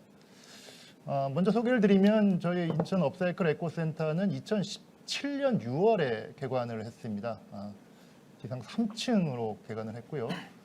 건물 내용을 보셔도 대부분이 그 제로하우스 형식으로 해서 신재생 에너지 태양광이라든가 그리고 지열 발전 그리고 뭐 생태 정원 이런 부분이 다 되어 있습니다. 제가 약도를 하나 좀 위성 사진을 하나 갖고 왔는데요. 저를 보시면 바로 옆에 아파트들이 있습니다.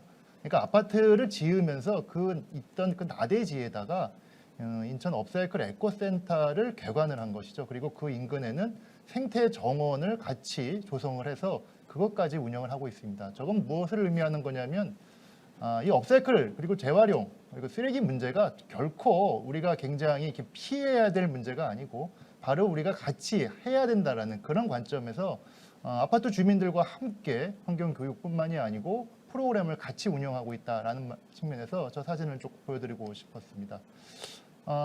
말씀드린 대로 지금 건물 3층으로 되어 있고요. 태양광 발전이라 지열이라든가 풍력 발전 그리고 생태 정원 이런 부분이 다 되어 있어서 저희들은 저희 센터를 방문하면 첫 번째 교육을 먼저 하는 거는 에너지에 대한 교육을 먼저 합니다. 우리 건물 자체가 재생에너지를 활용을 해서 건물을 운영할 수 있도록 그리고 최대한 그거를 높이기 위한 어떤 시설이 있기 때문에 그런 것에 대한 공부를 같이 하고 그리고 인근 정원도 같이 또 데려다 보면서 생태적인 어떤 감수성을 높이는 그런 프로그램을 하고 있다고 보시면 되겠습니다.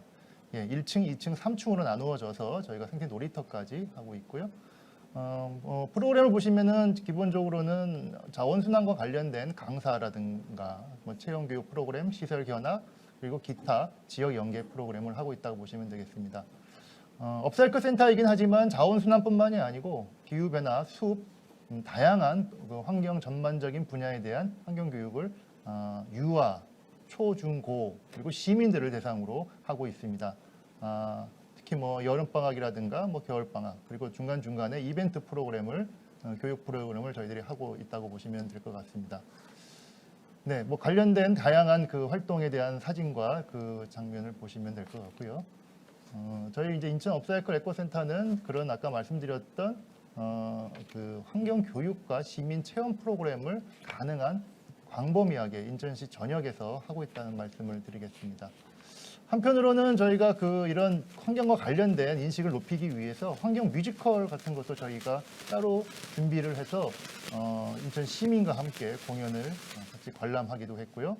그리고 슈퍼빈이라고 해서 우리가 폐 플라스틱 같은 거를 모아서 그거를 시민들이 이렇게 그 안에 넣게 되면은 약간의 포인트를 이렇게 주어서 그걸 다시 또 경제적으로 이득이 될 수 있도록 그래서 지역 주민들과 많은 학생들이 참여를 하고 있다고 보시면 되겠습니다. 그리고 아까 뭐 청주에서도 있었지만 그 아이스팩 같은 수거 재활용도 작년부터 계속적으로 하고 있고 그런 부분은 또 이 어르신들의 공공 일자리 창출에도 연관이 되어서 확대되고 있다고 말씀을 드릴 수 있겠습니다. 그리고 뭐 나눔 장터는 이제 저희가 이제 코로나 이전까지는 꾸준히 해왔는데요. 최근에 코로나로 인해서 못했지만 이제 코로나가 이제 위드 코로나가 되고 만약 이제 코로나 문제가 좀 해결된다고 하면 좀 더 많은 이제 참여가 있지 않겠는가 생각합니다. 그리고 최근에는 그 제로 웨이스트 샵에 대한 많은 관심이 있어서 그런 부분이 저희가 이제 공간 내에 유치를 지금 준비를 하고 있고 관련된 지역 네트워크도 지금 만들어지고 있습니다.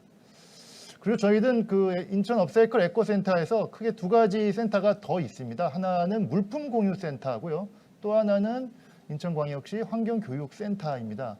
먼저 물품 공유 센터 같은 경우는 저희가 그 일반 시민들이 많이 사용하지 않지만 뭐 1년에 한두 번 정도 사용하는 뭐 공구라든가 그리고 여타 무슨 캠핑용품, 뭐 세탁용품 뭐 이런 부분을 저희가 굳이 구매를 하지 않더라도 저희가 다 구매를 해놓고 그거를 공유하는 과정입니다. 그래서 제가 그 2박 3일을 기준으로 해서 빌리면은 뭐 한 돈 1,000원에서 한 4,000원 정도 안에서 물품을 다 빌릴 수 있고요. 최근에는 캠핑용품까지 해서 텐트라든가 관련된 그 물건을 다 볼 수 있고 홈페이지로 저게 다 이제 신청이 되면은 그 언제나도 와서 물품을 이렇게 공유하는 그런 과정이 있습니다. 저거를 인천 지역에 몇 군데로 좀 더 확대하는 지금 사업이 추진되고 있습니다.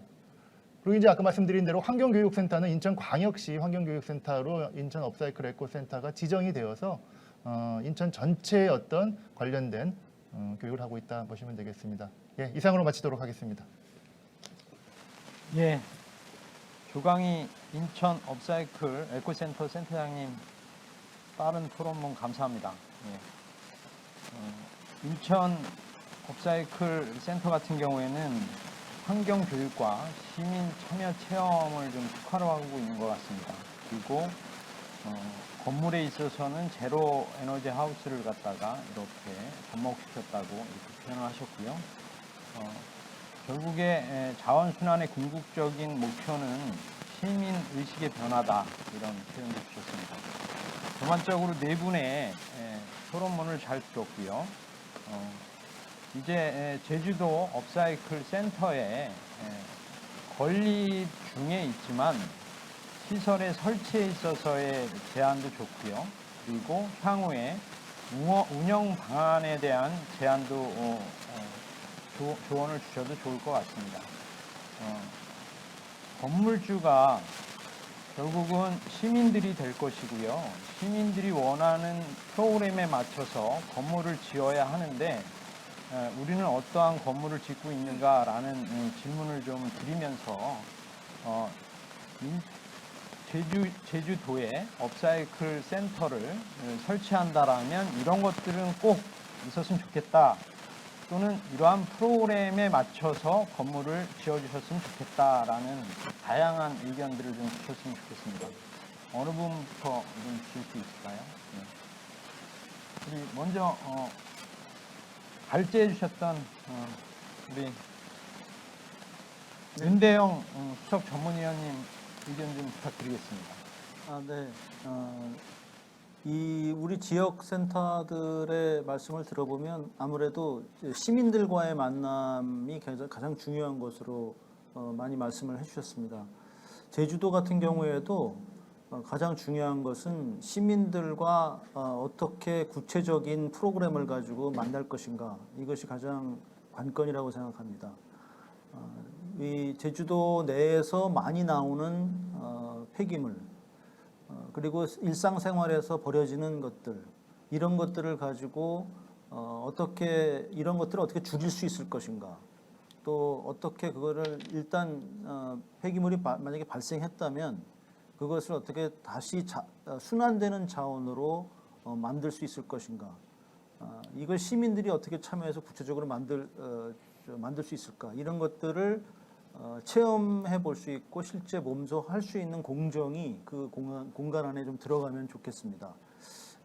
이 공정을 직접 몸으로 해보지 않으면 이렇게 그 이론적으로만 그 한다거나 뭐 이렇게 학습을 이렇게 그 보통 이렇게 체험 학습이라든가 뭐 이렇게 그 문화예술 교육이라든가 이런 것들로 이제 하는 경우가 있는데 이제 그런 거는 어쨌든 발생한 폐기물을 가지고 그 자기가 나중에 무언가 만드는 체험은 많이 할 수 있어요. 그런데 실제 어느 과정에서 그것이 나오는가, 내가 그것을 어떻게 줄일 수 있는가 이런 것들을 해보려면 이 재활용 그 수집하는 과정, 그 다음에 그것을 다시 분류하는 과정, 세척이라든가 다시 그 중에서 아예 그 세척이나 분쇄를 하지 않고 거기다 어떤 에너지를 쓰지 않고 다시 쓸 수 있는 아이디어를 어떻게 구할 것인가 이런 것들을 계속 그 브레인스토밍을 할 수 있는 공정이 있으면 좋겠다는 것이죠. 그것이 지금 이제 저희들이 그 한번 시민들과 한번 연구를 해봐야 되고요. 어떤 그 저희가 보통 예를 들자면 물컵이 있는데 물컵을 가지고 사용하던 물컵을 그냥 버리게 되면 아까우니까 거기다가 뭔가 칠을 하려고 하거든요. 칠을 하지 않고 그 사용하던 물컵을 연필꽂이로 쓰거나 아니면 악기로 만들었을 경우에 오랫동안 쓸 수 있는 완전히 다른 것으로 변합니다. 대신 물성은 하나도 건드리지 않은 것이죠. 그런 아이디어를 어디서 나오는 것인가, 우리 삶을 어떻게 바꿔야 되는가, 그것이 그 공정에서 깨달을 수 있습니다. 그것을 제주도에다가도 제주에 맞는 실정에 맞는 것으로 한번 했으면 좋겠습니다. 예, 윤대영 수석 전문위원님 감사합니다. 지금 제주도의 사실 쓰레기, 우리 자원이라고 표현하는 쓰레기의 성상에 맞춰서 그것들에 대한 순환에 관련된 교육시설을 만들면 어떨까 하는 의견을 주셨습니다. 굉장히 지역 맞춤형 제언인 것 같습니다. 그리고 무엇보다도 그냥 이론 교육으로 끝나지 말고 몸으로 부딪혀보는 체험 교육의 장이 필요하다. 이 부분들에 있어서는 모든 센터에서 다 영역을 좀 달리하면서 고루 프로그램들을 다양하게 진행하고 있는데 타 지역의 사례들을 좀 잘 들여다보시고 인용하면 될 것 같습니다. 예, 관련해서 제주도 업사이클 센터 관련해서 운영 방안이나 프로그램에 관련된 제언 혹시 더 주실 분 계신가요? 예, 제가 예, 저는 한 두 가지 측면에서 좀 말씀을 드리고자 하는데요. 현재 이제 건립 중에 있지 않습니까? 그래서 저는 운영 방식과 관련된 부분을 말씀드리려고 하는데 현재 업사이클 센터들이 대체적으로는 민간 영역에서 위탁 운영을 하고 있습니다만은 직영을 하는 곳도 있고 그다음에 우리 옆에 강 센터장님처럼 민간 영역이 개방직 형태로 센터장을 채용해서 행정해서 하는 곳도 있고 있는데 어쨌든 장단이 있겠습니다만 가장 보편적인 것은 공익적 민간 단체의 민간 기관에서 위탁 운영하는 것이 좋지 않겠냐라는 생각을 가지고 있고요.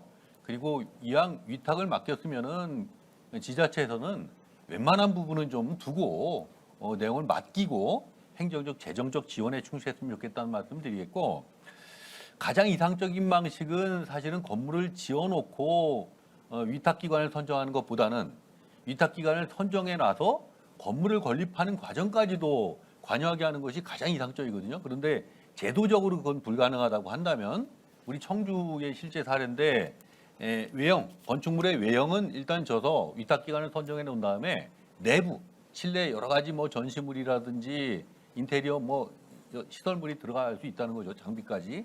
이런 부분만큼은 별도로 사업 계획을 선정해서 이것만이라도 위탁기관이 주도적으로 그림을 그리고 설계를 하고 채워나갈 수 있도록 하는 게 좋겠다. 이게 첫 번째고요.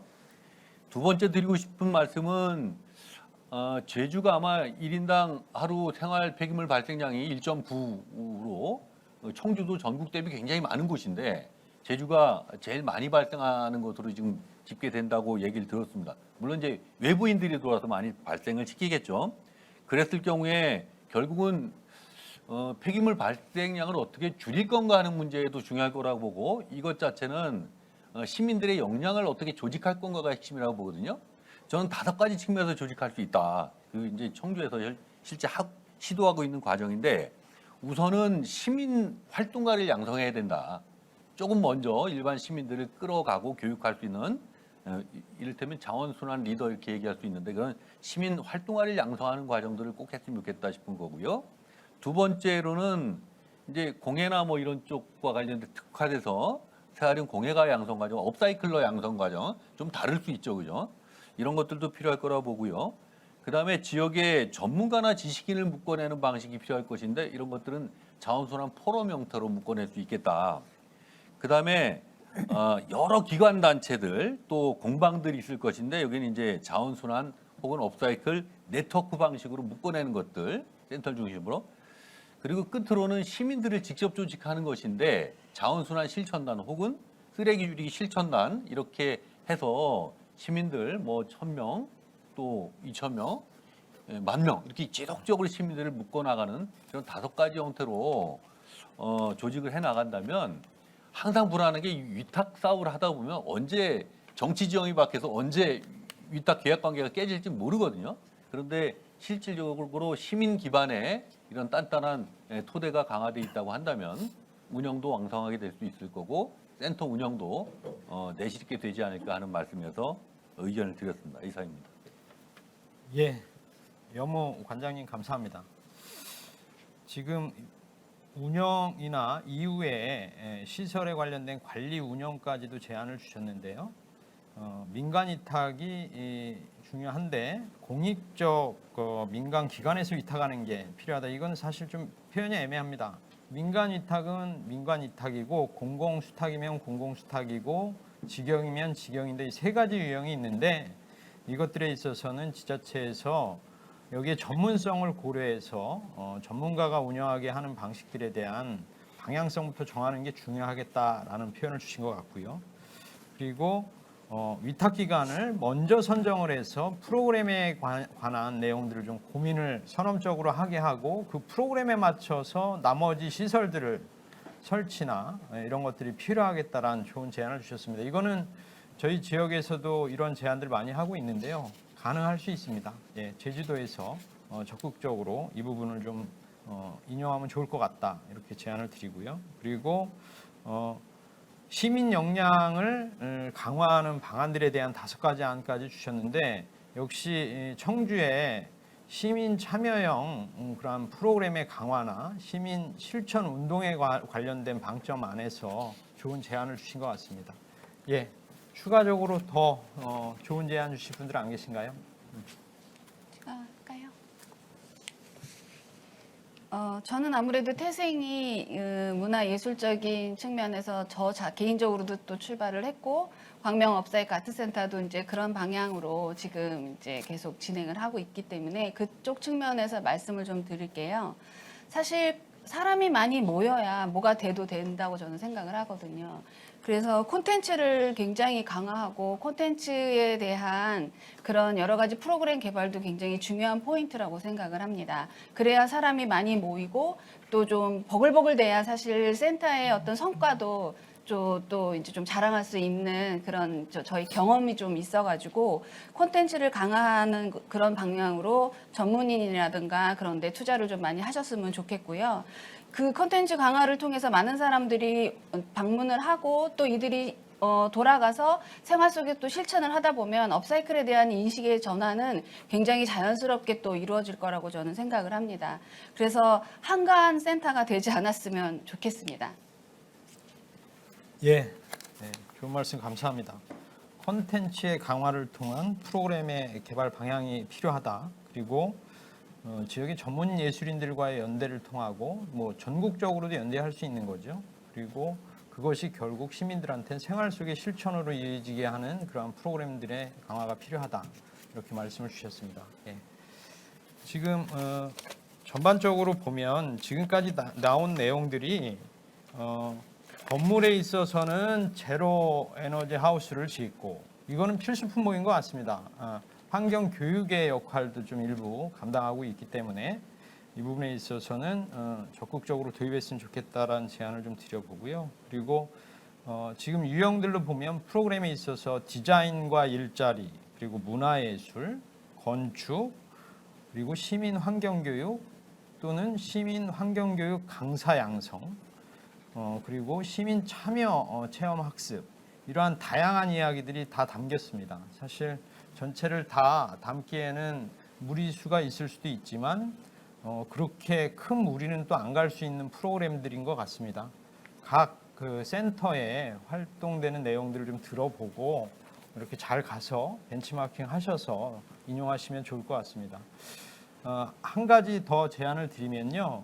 지역민들이 이 센터를 건립하는 데 있어서 이것을 설사 잘못 이해하시고 이게 뭐 재활용 처리 시설 아닌가라는 오해 안에서 타 지역에서 좀 반대의 이러한 움직임이 좀 있었던 사례도 있었는데, 시민들한테 이러한 재활용에 관련된 업사이클 센터의 정확한 필요성들을 공유해 드릴 좋은 방법이 없을지 좀 조언을 좀 부탁드리겠습니다. 네, 제가 좀 추가로 조금만 말씀드리면 조광희 센터장님 부탁드리겠습니다. 네, 인천 같은 경우 아까 제가 그 위성 사진에 보여드렸다시피 인천의 업사이클 그 부지가 바로 아파트 바로 근접되어 있습니다. 그래서 그 과거에는 그것이 나대지였고 그리고 전혀 그런 시설이 없는 곳이었는데, 그 주변의 아파트 주민들하고 같이 얘기해 보더라도 이 에코센터가 들어옴으로 인해서 아파트의 품격이 높아졌다. 정원도 굉장히 생태 정원으로 되어 있어서 휴식 공간으로도 굉장히 높아졌고요. 그리고 에코센터에 많은 분들이 방문을 하면서 다양한 그런 시설이 있고 바로 또 인근에 또 아파트가 있고, 그래서 어떤 이런 에코센터가 언급하신 대로 어떤 이렇게 그 초기에 건립될 때부터 저는 지역 주민들과 소통하는 과정이 반드시 필요하다, 저는 이렇게 생각합니다. 인천 업사이클 에코센터를 건립할 때부터도 주민들하고 같이 이야기 나누면서 방문하게 해서 같이 건물도 이런 방식으로 건물을 짓고 있다, 앞으로 운영은 어떻게 할 거다, 이런 이야기를 좀 같이 나눴던 기억이 있거든요. 이제 그런 부분이 실제로 지역 주민들한테도 굉장히 기대감을 갖게 되고, 실제로 개관식 할 때는 지역 주민들이 다 와서 굉장히 축하하는 자리로 만들었던, 그리고 지금도 이제 그런 역할이 이어지고 있기 때문에 제주 업사이코센터가 만들어지는 과정이 이제 시작이 되고 있기 때문에 그런 것을 같이 좀 병행한다고 하면 제가 볼 때는 그 지역의 중요한 랜드마크의 어떤 건물로서로도, 그리고 지역의 어떤 중요한 어떤 관광지로도 충분해서 저는 필요하지 않겠나, 이런 조언을 드리고 싶습니다. 예, 감사합니다. 예, 중요한 말씀을 주셨습니다. 지역의 랜드마크 역할을 하면서 아파트의 품격까지 높아지게 하는 그러한 시설로서 자리 잡을 수 있다. 주민들과 가장 중요한 건 이 부분들에 대한 소통이 가장 중요하다, 이런 표현을 주셨습니다. 예, 앞으로 제주도에서도 이 부분에 있어서 주민들과 어떤 소통력을 가지고 타 지역을 좀 돌아보는 그러한 사례들을 좀 적용했으면 좋겠습니다. 가서 보시면 우리 지역도 이런 것들이 들어온다라면 우리 아이들이 또는 우리들이 이 공간을 어떻게 활용할지에 대한 그러한 얘기들도 많이 싹 틔울 수 있을 것 같습니다. 좋은 제안 주셨습니다. 시간이 어느 정도 돼서요. 마지막으로 혹시 이 말씀은 꼭 드려야 되겠다 하시는 분 있으면 마지막 첨언 좀 부탁드리겠습니다. 예, 제가 예, 짧게 말씀드리겠습니다. 예, 어떻게 보면 제주는 지금 먼저 설립된 기관들이 그래도 전국에 꽤나 있기 때문에 다양한 지금 설립하기 위한 장점들은 존재할 수 있는 것 같아서 굉장히 어떻게 보면은 뭐 다행스럽기도 하고 행복한 고민일 것 같습니다. 그 앞서 뭐 다른 분들이 다 이야기를 주셨는데, 저희는 대구 같은 경우는 소재, 저희가 디자인 소재 은행이라고 해서 지금 한 15년 가까이 운영하고 있는 그런 인프라가 있습니다. 그런 것들을 통해서 아까도 제가 말씀드렸다시피 어떤 상품화하는 데 있어서 소재부터 해서 다양한 기획, 디자인, 그리고 생산, 뭐 유통이나 마케팅까지 저희가 이제 그런 과정들을 지금 10여 년째 계속 운영을 하면서, 또 기업들이 자구적으로 사실은 모든 요소들을 해결하기는 힘드니까 저희가 상당 부분 개입도 하고 협업도 하고, 이제 그런 부분에서 저희가 뭐 도움을 드릴 수 있는 게 있다면 언제든지 협업하고자 하는 의사가 있고, 저희가 가진 것들을 많이 협력 드리고 싶은 그런 생각도 있고 해서, 마지막으로 그 말씀 올리겠습니다. 예, 감사합니다. 예. 굉장히 좋은 말씀들을 많이 주셨습니다. 건축의 설계에서부터 프로그램의 운영 방안까지 다양하게 주셨고요. 이 부분들을 잘 적용해서 마지막에 말씀 주신 것처럼 향후에 시민들이 교육을 하러 오든 체험을 하러 오든 또는 일자리의 연대를 위해서 오든 지역민들이 다양하게 소통할 수 있는 공간으로 한 2년 후에는 제주 지역 업사이클 센터가 어떤 모습으로 지어질까라는 기대를 해보면서 우리 오늘 준비한 토론은 마치도록 하겠습니다. 예, 고생하셨습니다. 감사합니다.